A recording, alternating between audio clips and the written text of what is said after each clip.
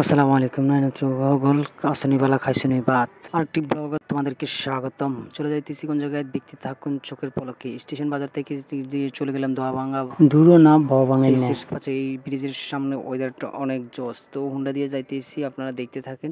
মুজফ্ফরগঞ্জে যাই দেখি এখানে কাশফুলের বাগান। এই ফুলের বাগানটা অনেক বিখ্যাত, কারণ এখনো কাশফুল পুরোপুরি আসে নাই। তো দুষ্ট আন্টির ছেলে মেয়ে সবাই আসেও এখানে দেখা করতে। আমরা একটু আসার পরে দেখতেছি আজকে মুজফ্ফরগঞ্জে ঈদে মিলাদুন্নবী। তো আমাদের অনেক বাংলাদেশের লোকও গেছিলো, অনেক ভালো লাগলো। ঈদে মিলাদুন্নবী অনেক মানুষ হয়েছে।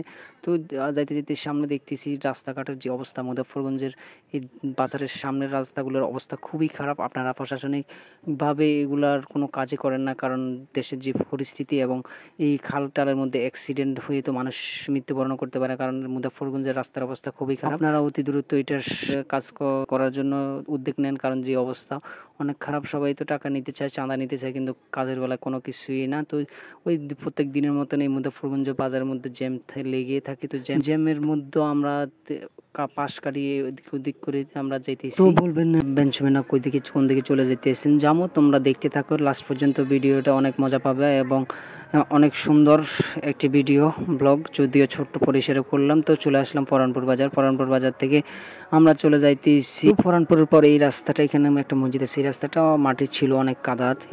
অবশেষে সেটা ফাঁকা হলো, অনেক ভালো লাগলো। যদি আমরা এই যে হালকাবাসদের বাড়ি চিনি না, তারপরে মানুষকে জিজ্ঞেস করলে আমরা একটু সামনের দিকে অগ্রসর হলাম। যদিও আমি এই দিকের রাস্তাটা, পরানপুরের রাস্তাটা অনেক আমার চিনে পরিচিত, কারণ এদিকে আমি অনেকবারে আসছি। হয়তো জানি না এইদিকে হাসানের বাড়ি এবং হৃদয় হালকাবাসদের বাড়ি। তো দেখতে দেখতে চলে আসলাম এখানে। দেখতেছি হাজির হলের সামনে অনেক পোলাপাইন আছে, তারা দুষ্টুমি করতেছে, মাছ ধরতেছে। এক ভাইও মাছ ধরতে এসে। তো যে রোদের অবস্থা অনেক খারাপ।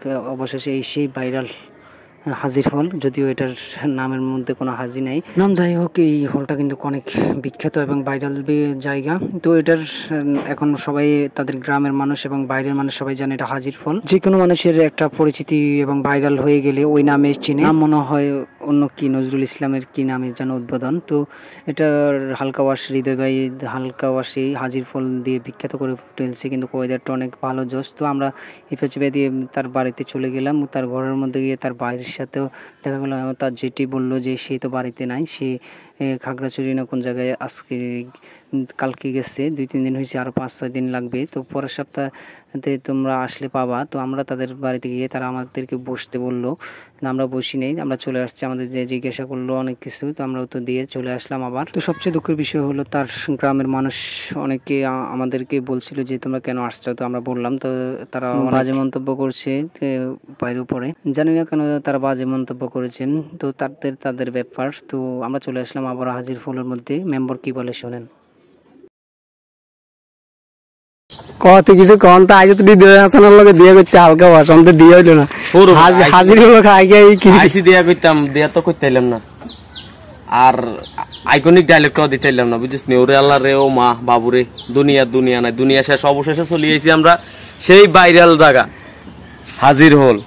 আমাদের হৃদয় ভাইয়ের হাজির হল। ইয়ানো আই সবাই ভিডিও করে। এই সান যারা যারা হৃদয় ভাইয়ের লগে দেয়া করবেন, আগে মতন না জানাই চলে আইবেন। পরে আর দেয়া করতে নিতেন কথা বুঝি না।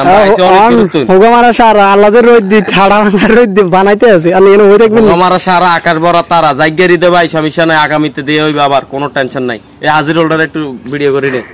ওরে আল্লাহ রে, ও মা, এটা হলো কবির ভাইয়ের ডায়লগ। এটা এখন আর কেউ ব্যবহার করে না, তার ভাই ব্যবহার করে। আজকের ভিডিও এই পর্যন্ত। সবাই ভালো থাকবেন, আল্লাহ হাফেজ।